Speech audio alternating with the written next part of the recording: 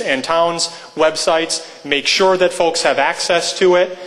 We will then present it to a joint meeting of the town and village boards, giving the community an opportunity to read it, to digest it, to ask questions about it, and then incorporate that feedback into our final report.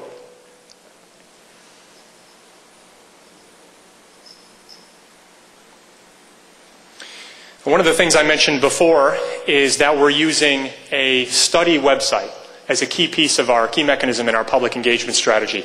This is live right now. You can access this, and I know many of you already have. The website address for this study is www.cgr.org/rytown. cgr.org/rytown. This website, and we've used these websites with considerable success in similar projects across New York State and beyond over the last 3 or 4 years. This website will be updated regularly as we go through this process, updating you with meeting information, certainly public forum information. As draft reports are ready for the public to review, they'll be posted here as well. You can get background on the study in very granular detail about what the program work plan is as approved by the state. We have a series of documents on here, some of the baseline information that we've already begun to pour through, including budgets, audits, some more information on the grant application that the municipalities jointly submitted to New York State to underwrite this project. Two of the key things that I'd like to direct your attention to on the website. By clicking this email study team button, this window will pop up. You can type in any comment, any question. That email, as soon as you hit submit, pops up on my BlackBerry, or if I happen to be in the office, those rare days when I'm not on the road, it'll pop up on my computer screen instantaneously. So you have a direct line of communication with the study team here, number one. And number two, as I've told the steering committee, I'm not going to judge any of the public input that comes in via this mechanism. If we get a question, if we get a comment, if we get a suggestion, I'm forwarding it on to the steering committee. They're your representatives on this committee, and they need to have full information as to what the community is submitting to the website. So I strongly encourage you, access the website, use this mechanism to submit questions, comments, and information. Now, just next to the email the study team button is a button that allows you to sign up for email alerts. I know probably about 15 or 20 of you have already done this. And those of you who did do it already received from me about 3 or 4 days ago a reminder about this public forum. We're going to be doing that for future meetings to make sure people are aware of what the schedule is. We'll be doing that when new information is published to the website, letting you know, hey, the final baseline report or the draft options report is available. Here's the link. Let us know what you think. So I promise you that we won't be using this to spam you. I won't be emailing you email alerts every week or every other day. We're going to use this when there's relevant and important information that we want to bring to your attention. So I'd strongly encourage you to, again, email us directly using this mechanism, and also sign up for those email alerts. It'll keep you in the loop as we go further in the project.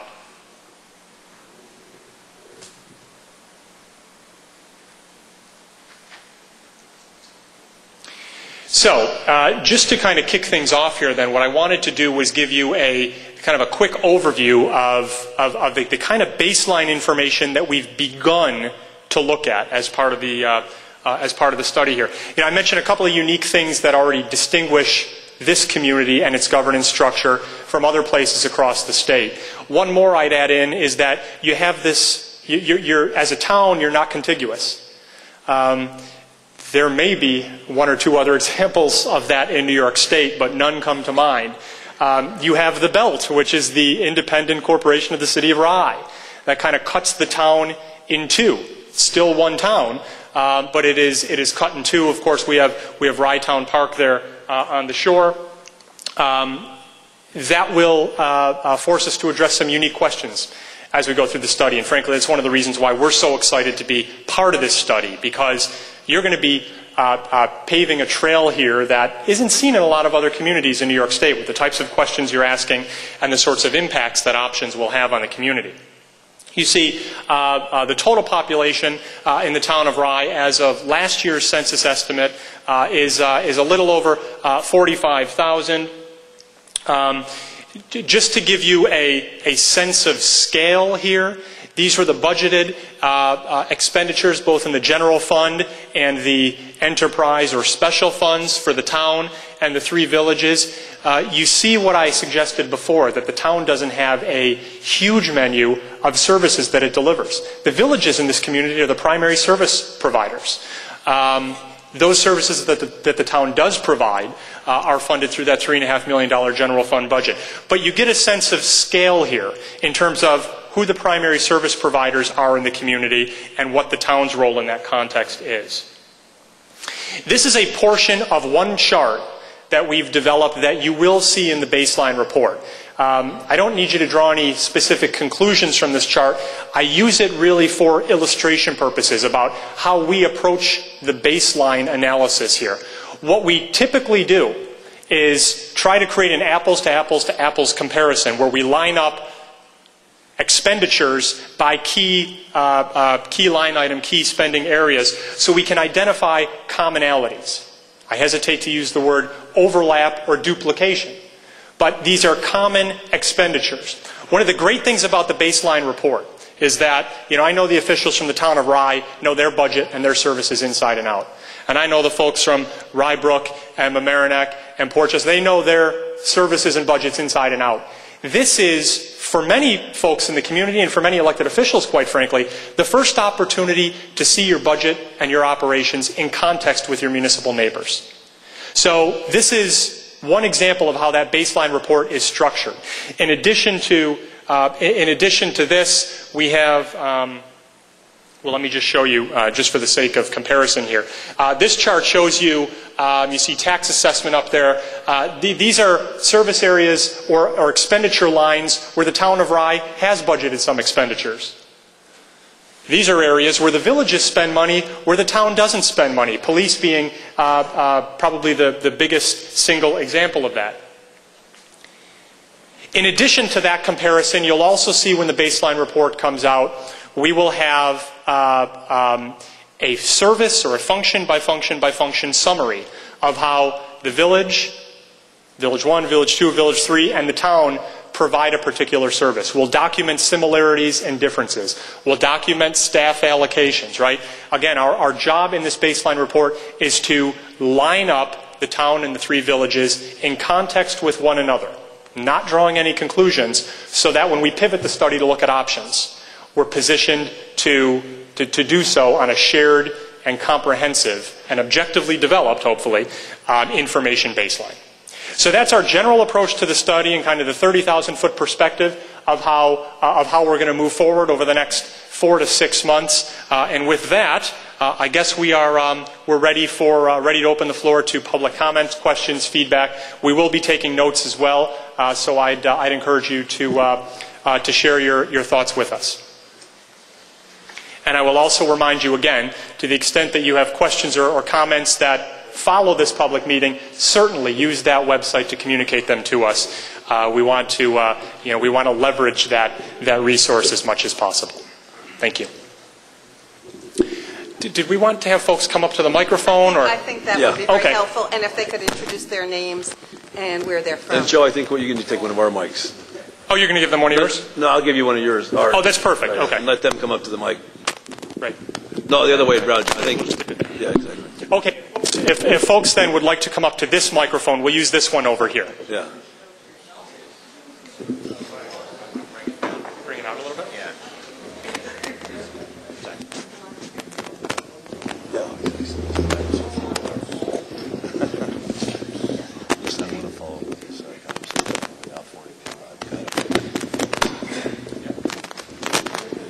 All right, there you go. Joe, Anna, I'm sorry to have to say this because I love my government officials and I love what they've done for us, but Portchester should have been a city. This is no joke. We met city status. We have industry, we had commercial, and we have residential. If Rye became a city, and they didn't have almost all of that, okay, what's the matter with Portchester not having that? Not only that, we have 11 group homes in the village of Portchester. Nobody is doing anything in government to help us. There's no other community that has 11 group homes. Group homes are needed all over the county of Westchester, not just in Portchester. 11? Come on. Something is wrong. Not only that, but most village officials, and I don't know about anybody else, are double dippers. They have daytime jobs. Sometimes they don't show up at night, okay? Sometimes they do. But when we come to the meetings and there isn't a quorum, we're told there's no quorum, there's no meeting. Why? Because they don't show up. But all government officials live off the taxpayer. And we are citizens and taxpayers of Portchester, and we are a low-income to a middle-income community. We cannot take the high taxes that are based on assessments. We just can't do that. We are a low to middle-income community. We have more off the tax rolls between the nonprofit corporates and the municipal properties than any other village our size. We have to be a city and keep our taxes so that it represents the people, not just government. And you have to represent that. You have to understand that the people have to be represented. They are not. And what I'm finding is that a lot of village government does not oversee the people that they have appointed in government. All people who work for government will nod. You don't nod, you lose your job. Okay? But everybody lives off the taxpayer and the citizen of Portchester. And in Rye Town also, and in all of the other communities. They live government off us, but they're not representing us. They keep raising our taxes. We can't have that. We are in a recession, depression, and people in Portchester have lost their jobs, they're losing their houses and everything, they're struggling to pay their bills. The census figures are all wrong in the village of Portchester. We have approximately 40-some-odd thousand people.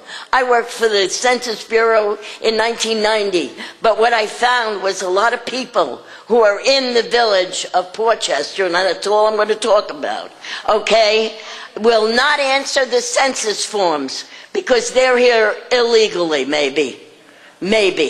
Okay? But everybody in the United States of America and in this area are Americans. We're all Americans. Look at the map. North America, Central America, South America. We are all Americans. We may not all be United States citizens, but we're all Americans. Everybody from around the world in the United States is American. Okay? But government must represent the people. And that's where the problem is. City status is needed so we can keep our taxes and everything right in our village and represent our people. Okay? Please keep that in mind. Thank you, Goldie. I think in the interest of time, we want everyone to have the opportunity to speak.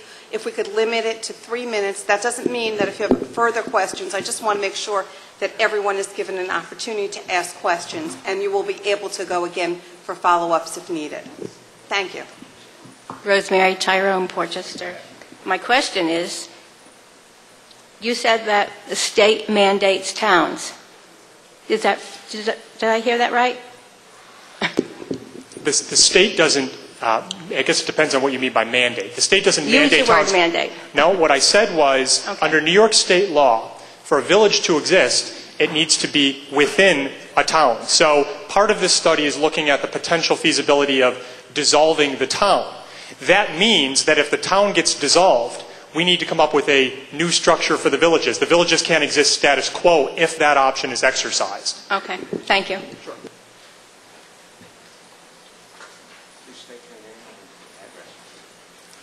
Hi, I'm Carolyn Kennan. I live in the village of Mamaroneck near the border of Rye, so that puts me in Rye Neck.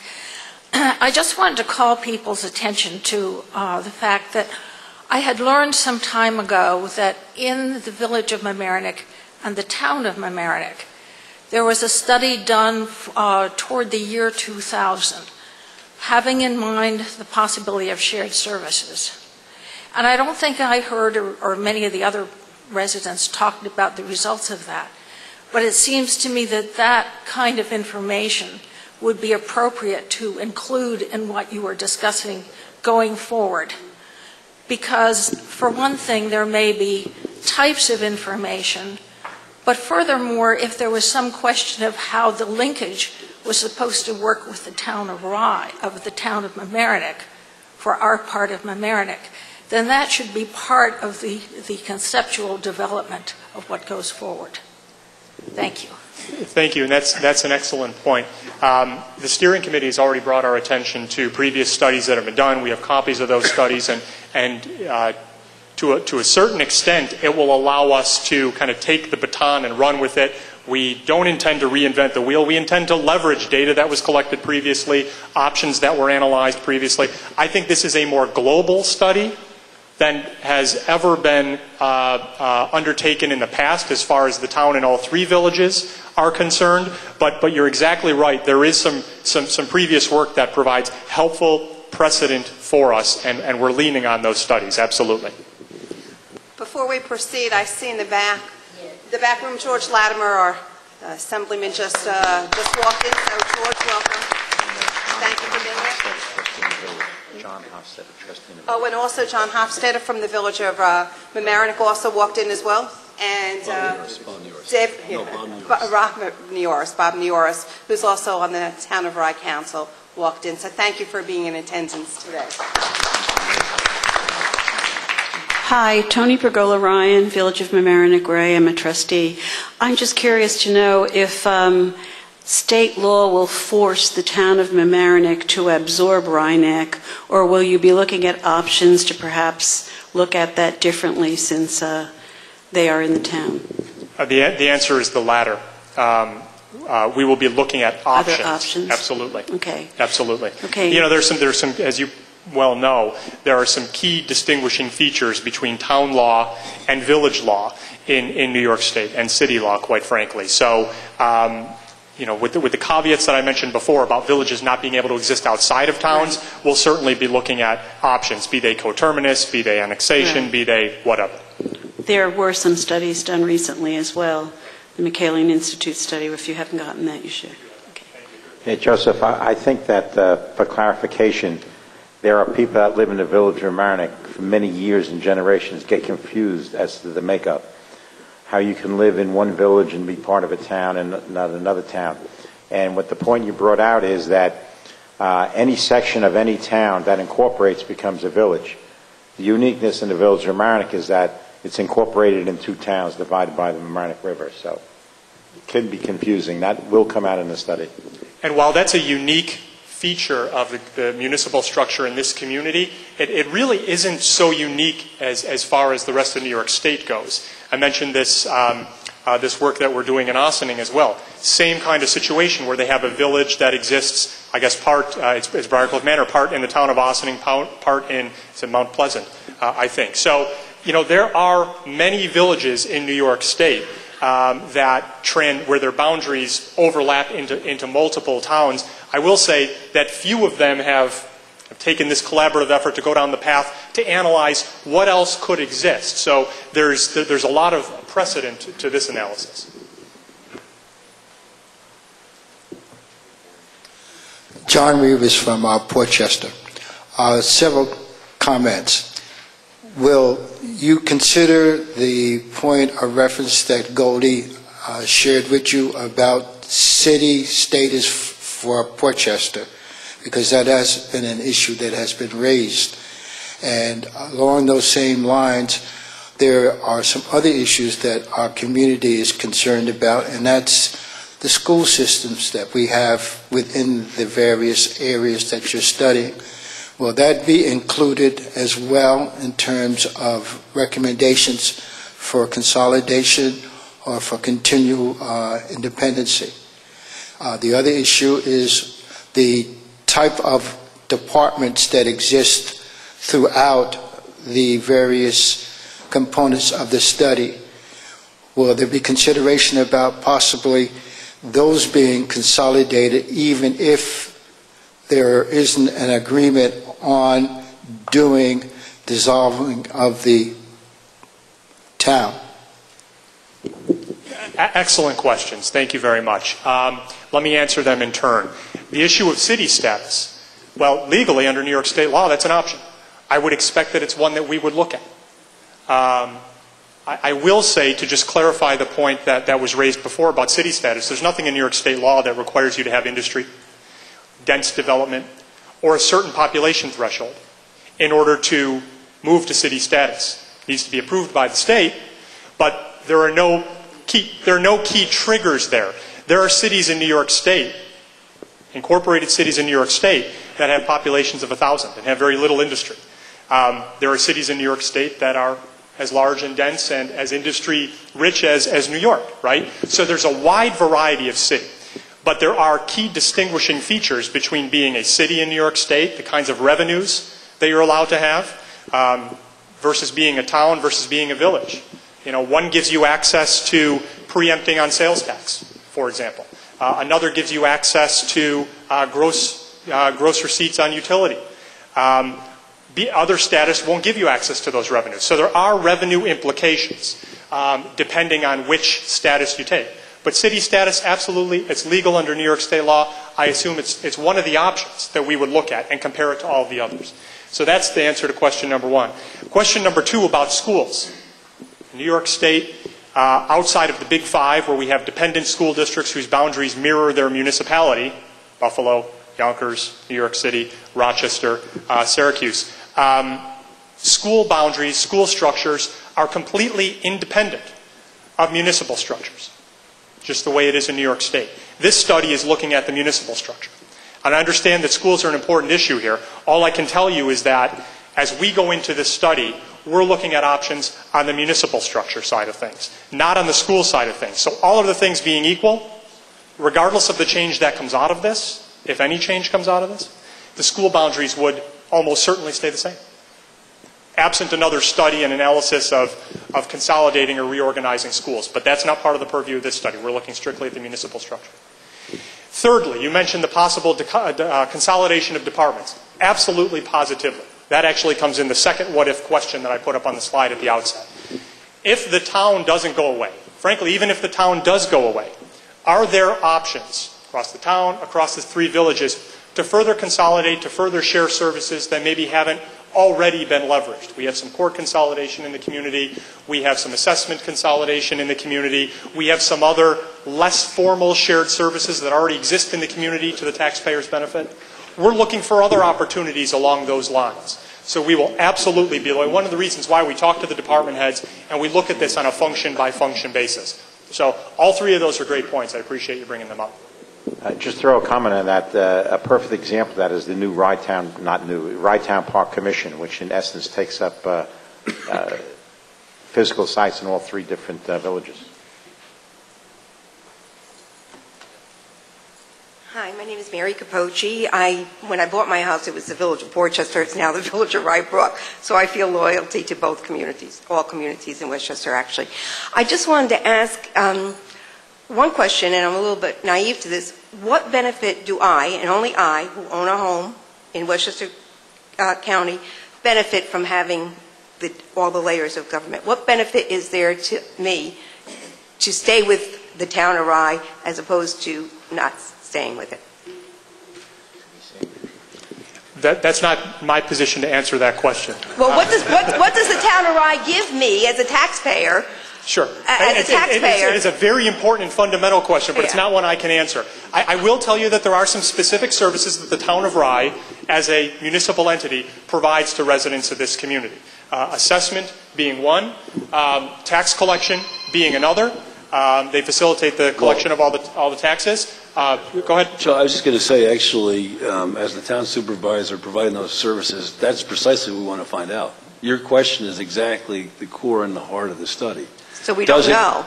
No, we don't know the answer yet. Okay. That's the whole point is to, and I think that when Mayor Feinstein and I first talked about it, and we talked about it in the larger group, the fact that we talked about the Rye Neck, Village of Mamaroneck studies that were done earlier. Yes, we have those. Thank you for bringing those to our attention. We clearly want to look at those. The Village of Rye Brook looked at going coterminous town village several years ago as well. And they did their own in-house study. And when we first sat down, Mayor Feinstein and myself, we said, look, let's make it apolitical. Let's get a serious analysis done by an independent third party. One of the things that I know all the commission members induced us to choose CGR is, you saw it right there, objective analysis. He came and said, listen, if you're going to hire me, I want you to know one thing. Whatever the results are the results. We're going to look at the facts and come back with studied, analyzed decisions. So your question is absolutely the right question. The whole point is the services have to be provided. The question is, what's the best way to provide those services? So now, if it goes away, we will still get those services, but through our village, exactly, Portchester, or Rye. And will that now, if Rye Town goes away and our taxes decrease, will our taxes increase in the communities that are taking on this work? That's the answer he's got to come up with. That's absolutely right. That's another question. That's the answer he's got to come up with. Then another thing I just would like to ask, from our elected officials, I think that just by bringing this to the table and doing this, obviously, you feel that there might be a better way. We have to, I'll answer the question. The reason we're studying and having it done by a professional who's in the business is the fact that we want to be open-minded. We want to find out those answers. Can it be done more efficiently? Can it be done with the cost savings? We don't know the answer yet, but we have all felt, the 4 municipalities, it's time that we really look at this in a professional manner. We undertook a study in Rye Brook, and it was done very well, but we didn't have all the data looking back on it. That occurred in 2003, 2004. A resident of Mamaroneck alluded to studies that were done in 2000. There have been many different studies, and I know, at least from my perspective and speaking to the other 3 members up here, we felt it's finally to put this to rest, especially when New York State is out there giving us money, and we all know what's happening in government. We want it to be more efficient, more beneficial from the viewpoint of the taxpayer. So that's why we're undergoing this. But I want to answer one thing if I can. You said assuming that the town went away, would the services continue? They have to continue. They have to taxes. But right now, there are so many different scenarios where there is intermunicipal cooperation. I'll just talk about right now with Portchester. As you know, we share fire services. Yes. We share a library together. With the City of Rye and Portchester and Rye Brook, we have ambulance service. We have what's called IMAs, intermunicipal agreement. And let me tell you, this study right now that we're talking about, and we didn't allude to, is being done pursuant to an intermunicipal agreement to study this as well. And I thank all the municipalities up here and their boards for supporting this endeavor. So, yes, that would continue. But I think right now we're all open-minded. CGR said that it was open-minded going through this process. And the good thing is that we're all open-minded. We're very much looking forward to seeing the results. But I think for once and for all, we have to put this to rest.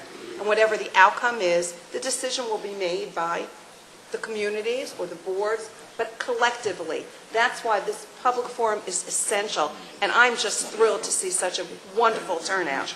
That's why we decided to do it on a Saturday morning. And I applaud all of you for being here. That's great. I have one quick other thing that I wanted to ask. Are we the first that are looking to dissolve the town of Rye, or have there been people before us, towns, villages before us?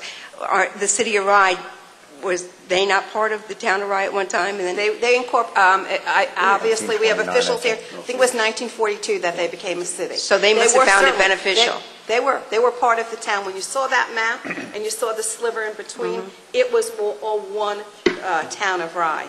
And then the city of Rye incorporated in the early 1940s. Well, I'd just like to say thank you to our elected officials Thank you for very taking much. this on. Thank you. The ultimate point we would note is that this will be a vote put to the